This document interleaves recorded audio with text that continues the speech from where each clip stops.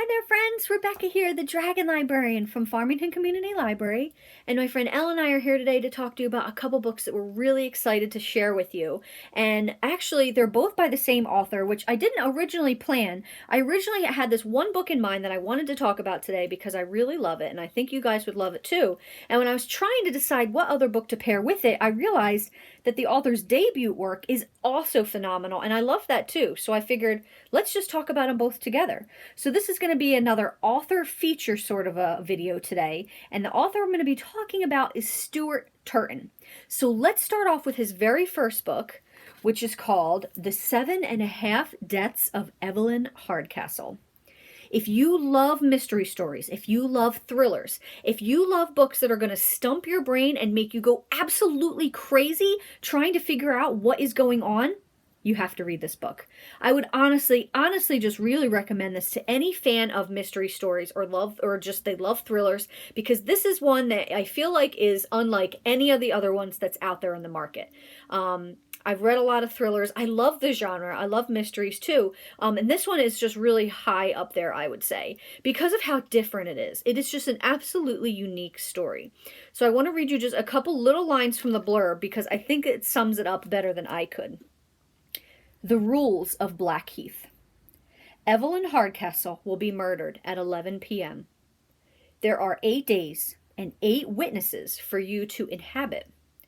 We will only let you escape once you tell us the name of the killer. Understood? Then let's begin. What?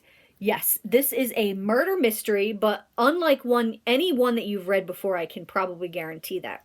So yes, Evelyn Hardcastle is going to be murdered.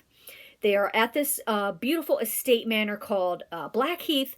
The main character is not Evelyn Hardcastle. The main character is a person named Aidan. And he wakes up, it's kind of like a Groundhog Day sort of situation. He wakes up every day inhabiting a different guest at this manor. And he is trying to figure out, first of all, who is going to kill Evelyn Hardcastle, why she's going to be killed, and if he can prevent it in any way.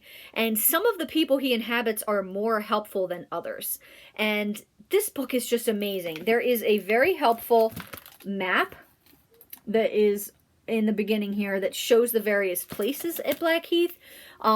It's really just such an interesting character study because, of course, there's this mystery of Evelyn Hardcastle and why she's going to be murdered by who and how. But also you're trying to figure out, okay, what is going on with Aidan? Why is he here in the first place? Who is running this? What is even it?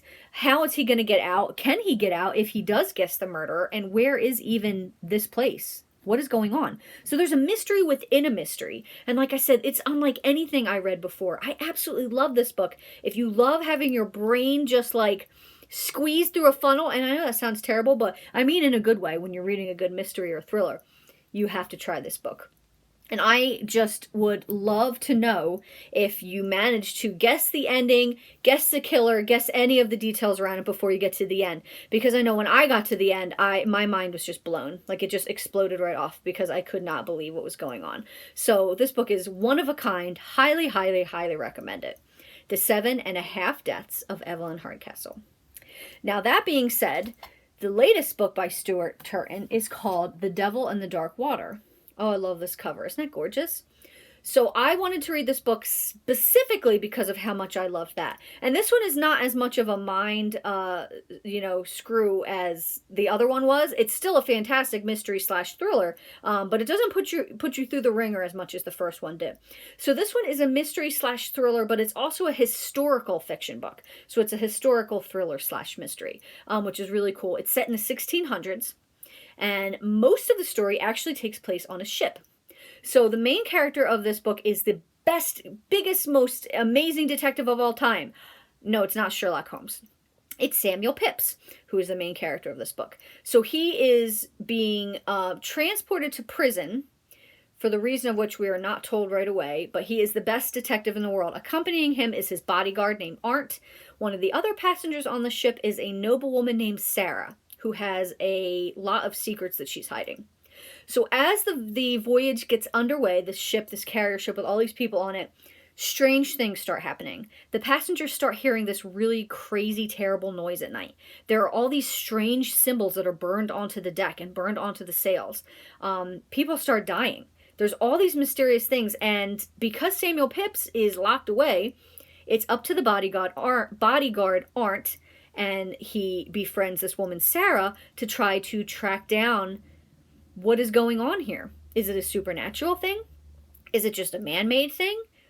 Who's next? What is going to happen? Is the ship going to make it to its destination with the rest of everybody intact? You're going to have to read to find out. This is another one that I did not guess the ending at all, but I'm also really bad at guessing mystery or thriller endings, so maybe that's not super surprising. But I thought it was a phenomenal way that they tied it up, and just a fantastic story. If you're looking for a great mystery, a great thriller, especially one that is tied to a historical context, like I said, this is set in the 1600s, you will love this book. The writing, as the writing in the previous book I mentioned, they're both really phenomenal. So if you're looking for even just a well-written book, something to just take your mind off of whatever is going on in your life, either of these books would be amazing. Amazing books to check out. The Devil and the Dark Water. And if you do happen to guess the endings, please come in and either leave a comment, tell me what you thought of it. I'm dying to know if you guessed it where I absolutely did not. So both of these books are available from Farmington Community Library. Please feel free to check them out if they sound really interesting and cool to you. And like I said, let me know if you read them and you like them, or if you figured out the endings. I'd love to talk with you about them. Thanks so much, everyone, and have a wonderful rest of the day.